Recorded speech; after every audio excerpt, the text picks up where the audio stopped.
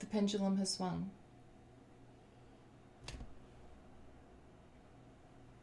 On full display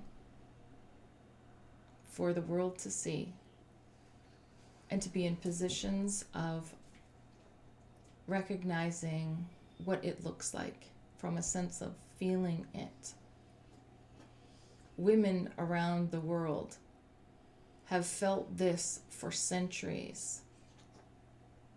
And in watching someone speak about their inability to control their desires and their wants and their needs, to undermine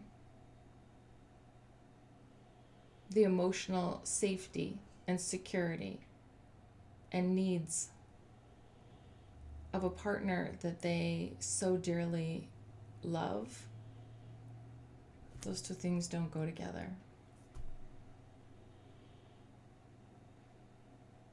I made a video, and I just posted it yesterday, about patriarchy and how it is a separation of self, the masculine and feminine.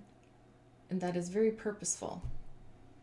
Patriarchy is a system, a structure, an organization where men hold power over women. And for centuries, it has been a repeated cycle, which has become so ingrained in every aspect of our lives. And I would say the majority of the world population as we know it has been influenced in some way by this notion that men are somehow more godly, more righteous, more deserving, more knowing than women.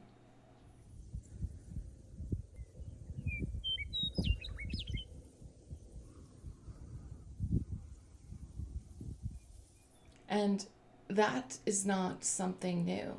That is not a controversy that I am just speaking lightly of. That is my lived experience. And the lived experiences of every other woman I know. And my position as a white woman affords me greater opportunity than a woman who is not white, who does not have access my location where I live in Canada. I have more opportunity than someone who possibly is in another area with less availability of these resources based on their culture, based on their financial situation, socioeconomic status, their level of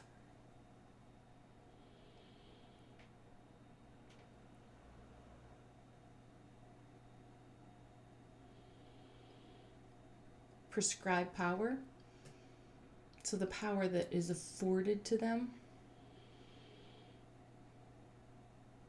And there's been so much discourse over the years about vilifying the feminist movement and putting labels on women who stand up, or women or men, who stand against forces that choose to benefit men while dehumanizing women. And this couldn't be more on display and so out in the public. And for me, it's about time, because women have been living this every single day of their lives. And it's in everything. Look at a dictionary. Start asking yourself questions like this. If you don't think this is as pervasive and is an important conversation for you to have, think of this. Who created the dictionary? Who funds it? What language is it that they are actually perpetuating? Who benefits from the perpetuation of the meaning of that word, whatever word it is you choose to look up? There are articles, there are studies on this. There's even been a response by Oxford Dictionary in order to be more inclusive of a female perspective, a woman's standpoint. And even just saying that assumes that every woman has the same needs and is holding the same position. That is not true. Clearly, that is not true. We all don't hold the same values or beliefs or experiences, opportunities, and nor do men. But if the baseline is here for men, where just being male bumps you up from where you believe a woman to be, if you're already just here because you're male, so you're going to have more opportunity to jobs, that's a fact.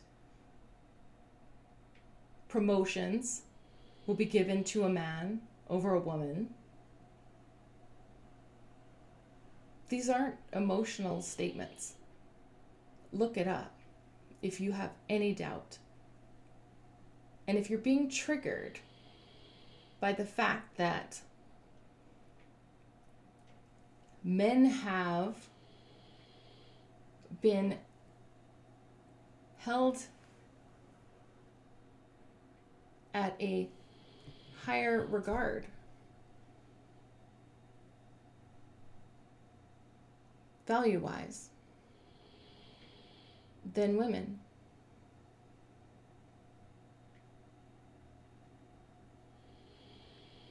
And from my perspective and my lived experiences, anyone who argues with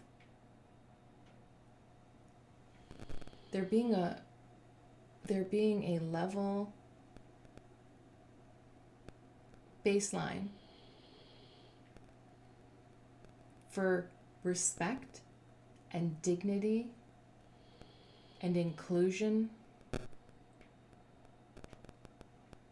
and equality and equanimity, if you're arguing against that, you're benefiting somehow from the imbalance.